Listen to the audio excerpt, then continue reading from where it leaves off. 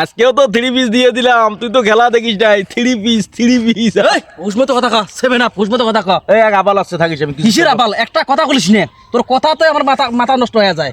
কি হইছে? তোমরা তো 7 আপ তার প্রমাণ। আমরা তো প্রতিদিনই দিবি 7 আপ। এই প্রতিদিন জিতিয়েও তুই জানিস কি হয়েছে? কি হয়েছে জানিস? কি প্রথম কার সাথে খেলা হয়েছে? মরক্কোর সাথে এক একে ডোড়ো। এক ডোড়ো। তারপর কার সাথে খেলা হয়েছে? Haiti 3 piece. হুশ ফির কর 3 পিস উসমত কথা কস। গাছ জ্বলে।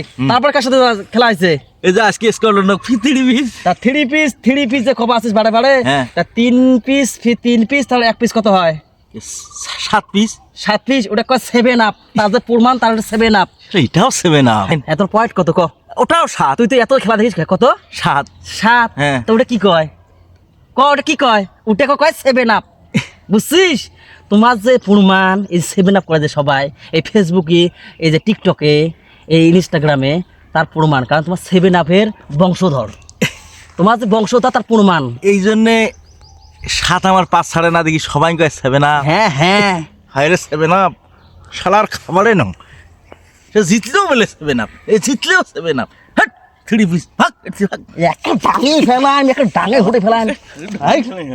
আরে ভাই, প্রত্যেকটা খেলাতে জিতলেও বলে 7 আপ, পয়েন্ট টেবিলে তো বলে 7 আপ। তাহলে 7 আপের বংশধর নয়? ধর মিয়া, পাগলের সাথে কথা বলি, আবাল পাগল।